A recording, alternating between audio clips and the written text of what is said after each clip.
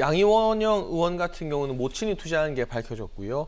그 이전에 더불어민주당 소속의 시흥시 의원 같은 경우는 딸의 명의로 투자를 했는데 윤리위에서 조사한다고 하자 돌연 탈당을 해버렸습니다. 물론 양이 의원 같은 경우는 탈당까지는 하지 않겠죠. 본인은 어머니가 해당 임야를 소유하고 있었다는 사실 전혀 몰랐다고 하지만 조사하다 보면 이 비슷한 케이스가 얼마나 더 많이 나올지 몰라요. 어머니가 아니라 사촌이 될 수도 있고 형제가 될 수도 있고 친인척의 명의로 국회의원과 관련이 있는 가족들의 자산이 신도시 부근 토지에 얼마나 많이 투자되었는지를 전수조사할 필요가 있습니다. 이번에 문재인 대통령이 청와대 직원들도 예외 없이 조사받으라고 밝혔고요.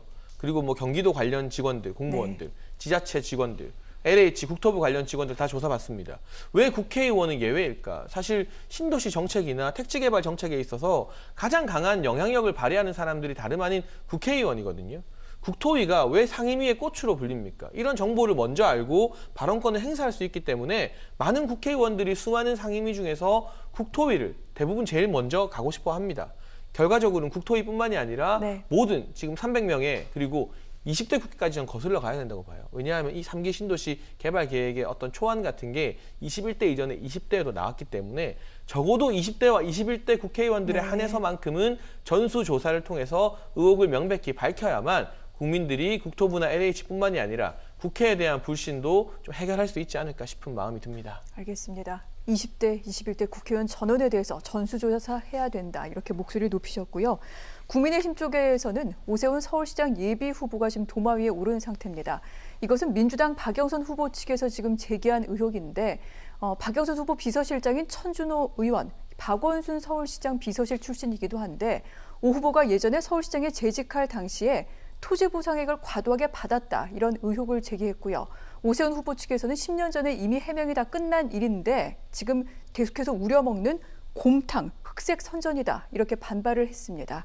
이 사안은 어떻게 봐야 됩니까? 뭐 일단 양쪽의 의견이 좀 대립하고 있으니까 지금 상황에서 어느 의견이 100% 맞다 이렇게 단정적으로 얘기할 수 있는 상황은 아닌 것 같아요. 뭐 내용을 설명해 드리면 2009년도에 있었던 일이고요.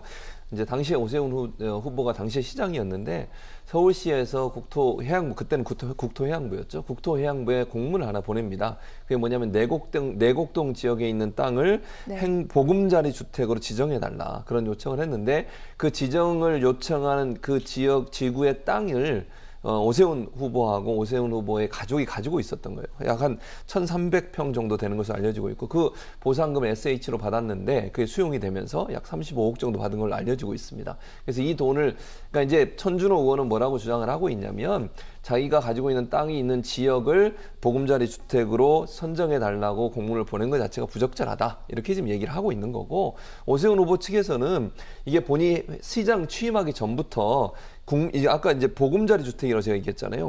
이미 보금자리 주택은 아니지만 국민 임대주택 단지로 지정이 돼 있었던 거고 명칭이 바뀐 거다. 그래서 본인이 뭐 공문 보내기 전에 이미 지정이 돼 있던 거기 때문에 본인이 뭐 특별히 투기, 소위 돈을 벌기 위해서 자기가 가지고 있는 땅 지역을 보금자리 주택으로 요청했다고 하는 건 맞지 않다. 이렇게 주장을 하고 있어요. 그래서 이 부분은 뭐 공문 보낸 건 맞는 것 같고 보상 받는 것도 맞는 것 같아요. 다만 이게 그전부터 국민 임대주택으로 있었기 때문에 문제가 없는 것인지 아니면 오 시장이 당시의 시장으로서 공문 보낸 것이 적절한지 하는 부분에 대한 논란이 될 걸로 보여져서 지금 뭐 서로 의견이 부딪히고 있으니까 이건 조금 지켜보는 게 왜냐하면 또 오세훈 시장이 뭐 고발하겠다고 그랬어요. 아마 조사를 해보면 어떤 경우가 나올지 좀 지켜봐야 될 것 같습니다. 그렇군요.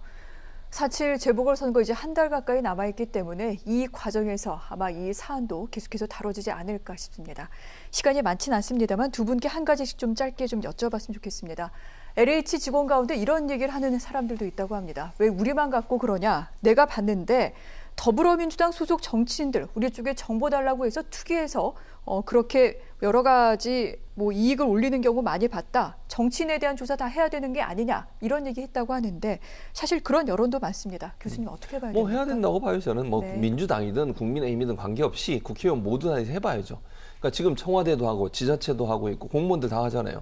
국회의원들 왜 안 합니까? 해야죠, 당연히. 저는 21대, 20대 국회의원 다 조사해봐야 된다고 생각해요. 혹시나 이 지역에 땅을 갖고 있거나 매매를 했거나 아니면 미공개의 정보를 어디선가 얻어가지고 그 시기에 그러니까 신도시 개발이 발표되기 바로 직전에 땅을 매매했거나 아니면 무슨 분양권을 갖거나 이런 경우가 있을 수 있다면 이건 분명히 저는 문제가 있다고 봐요. 그래서 정치권도 예외가 될 수는 없다. 그래서 모든 국회의원 300명 모두 다 조사해봐서 문제가 있으면 거기에 대해서 합당한 처분을 받아야 된다 이렇게 생각을 합니다.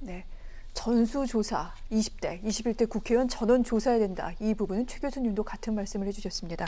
장 평론가님께는 이 부분 여쭤보고 싶습니다. 대선까지는 지금 1년이 남아있고 사실 재보궐선거는 바로 다음 달입니다. 영향이 있을까요? 네, 아주 큰 영향이 있는 것 같고요. 그러한 영향들이 최근에 발표된 다른 이 서울시장 관련 여론조사에도 일부 반영이 되고 있는 것 같습니다. 네. 물론 더불어민주당에서 이 오세훈 후보의 과거 의혹을 꺼내고 있지만 전 이 의혹이 최초 제기가 아니라 이미 한번 10년 전 지난 선거에서 제기되었던 의혹이기 때문에 관련된 사실 여부를 떠나서 큰 파괴력은 없을 거라고 보여지고 네. 반면에 LH 투기 의혹과 관련된 것들은 최초로 제기된 것이고 국민들이 정말 많이 충격을 받았고요.